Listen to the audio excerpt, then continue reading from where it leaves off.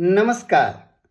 मैं वीरेंद्र कुमार पालीवाल आप सभी प्रियजनों को इस YouTube चैनल के एपिसोड 3 सेल्फ हेल्प रिसर्च में सभी का स्वागत करता हूं। आज का चुना हुआ विषय मन को प्यारा मित्र बना ले। इसके लिए हमने सनातन साहित्य को चुना। श्रीमद् भगवत गीता से बेहतर मन के बारे में, मन की अनंत शक्तियों के बारे में भला कहां मिल सकता है।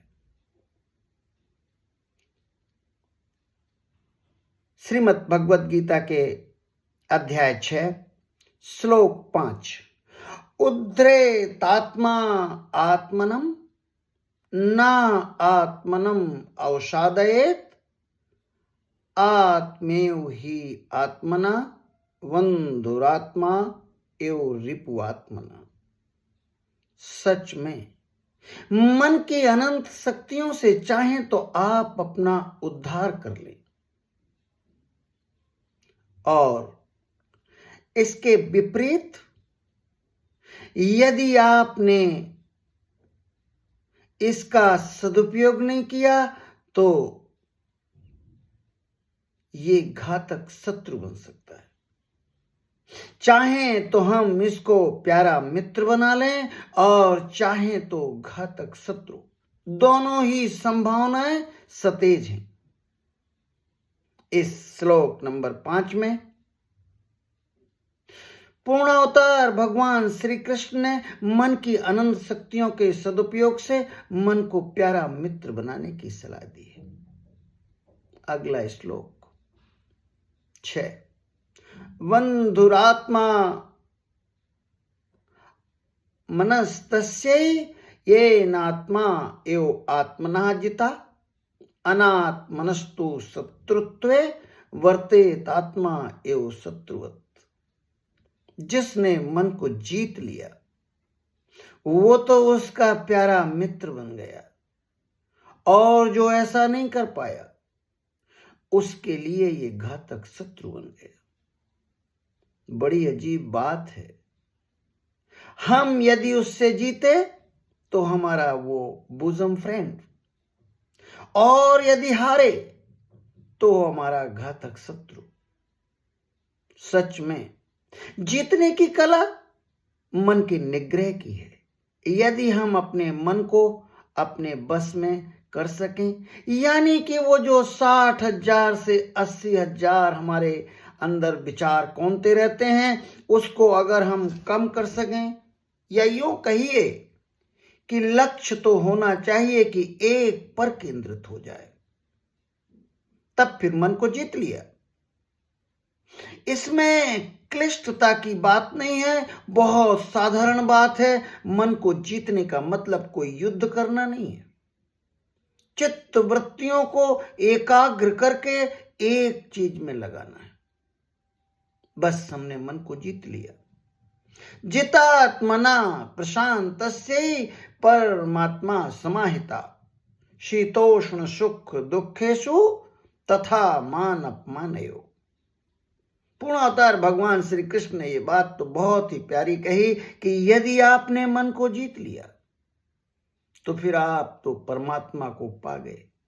मन की परम शांति आपको प्राप्त हो गई। अब तो आप परमात्मा ही हो गए। अब क्या सर्दी, अब क्या गर्मी, अब क्या सुख, अब क्या दुख, अब क्या मान और अब क्या अपमान। यानी कि उत्कृष्ट अवस्था, मानव जीवन की अगर उत्कृष्ट अवस्था की बात की जाए तो वो यही है। मन को यदि जीत लिया तो आपने सब कुछ पा लिया, और अन्यथा की स्थिति में घातक शत्रु, मन आपका घातक शत्रु है। मेरे अपने विचार से पूरे जीवन काल में मैंने जो सीखा कि मैं किसी ऐसे व्यक्ति को नहीं जानता जिसने अपने मन से मंदिर का रास्ता पूछा हो और मन ने न बताया हो। और इसका विपरीत भी सच है। मैं ऐसे भी किसी व्यक्ति को नहीं जानता कि जिसने मदिरालय का रास्ता पूछा हो और मन ने सफलतापूर्वक उसको मदिरालय तक पहुंचा ना दिया हो।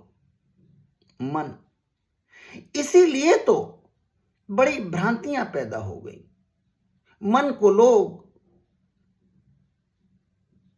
खराब समझने लगे कि मन ने हमसे ऐसा करा लिया। नहीं, हमें गहराई से सोचना होगा और यह जानना होगा कि मन तो आपका प्यारा मित्र है, यदि आपने उसको जीत लिया।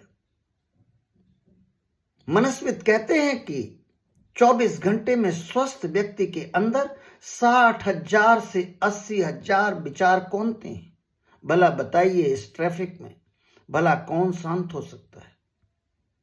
जब तक हमने इन विचारों पर नियंत्रण नहीं पा लिया, तब तक कोई महान संभावनाएं संभव नहीं है।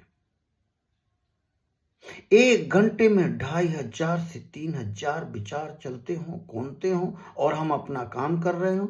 भला बताइए तो हम कैसे उसका सफलतापूर्वक